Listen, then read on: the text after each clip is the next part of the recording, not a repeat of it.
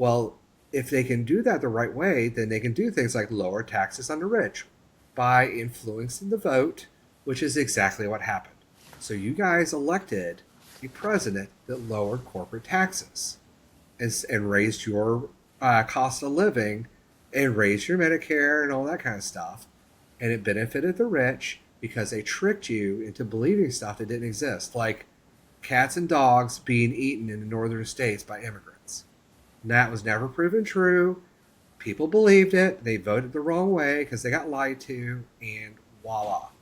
And if you think about it, there's probably hundreds of thousands of those occurrences that are happening across the news media cycle on both sides that have caused all this duplicity. And for us to vote against our best interest, because let's be honest, after listening to Kamala before and after the election, she wasn't a good choice either. Like, she was the better choice than Trump in my mind, but she wasn't the solid choice. I miss Obama, to be honest. Yep, me too. But I don't feel Come on, like Obama. the world Term would 3. be perfect sunshines and rainbows and free healthcare and free food, and everybody's happy either way. So I do know that everything Trump told us that Kamala was going to do, he fucking did. Crash the economy, citizens getting killed, sending the military after the citizens of the country, starting a war with Iran. He told us Kamala's going to go do all that, and he went and did it. Let's just be honest. Maybe that was a little bit of foreshadowing prediction, but anyway. Yeah. But the average person in this country doesn't have a neutral news source that tells the facts without tainting it with emotion, or gives enough of the whole story for you to have the ability to make a rational decision. Those days of news is behind us for the most part. And if you think you can turn to us or other news sources and get that, we're in the same boat as you guys. We're just seeing a little bit different pieces. Yep. Well, we'll be honest with you at least. I'm telling you what I do and do not, or what I believe. Yeah.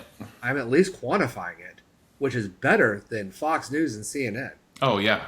They're mostly gaslighting. Fox News literally led a almost prayer on TV worshiping the orange potato.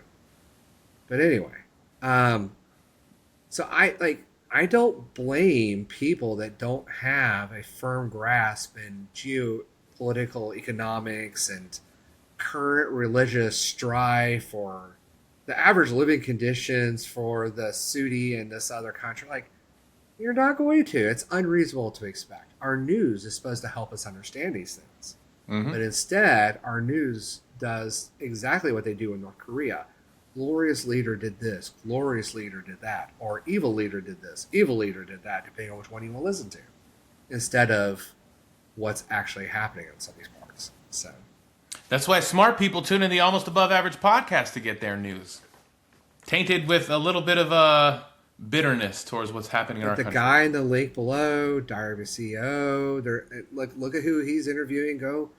And there was one thing I heard today in that one podcast that I will start using as my method. I will try to listen to as many different sources, find the common threads, and use that as my basis for what is probably correct. So if you look at Fox News, we fired these interceptor missiles and it took down their rocket. It's like, okay, cool. How many did you send up? 3? How much did it cost? $1 million apiece? All right, cool. CNN, they had to fire 3 of these things to take down that $50,000 drone. Different tones, different beliefs, different alignments, different rhetoric, right? Yep. One drone for $50,000 from Iran took $3 million in interceptors to take down.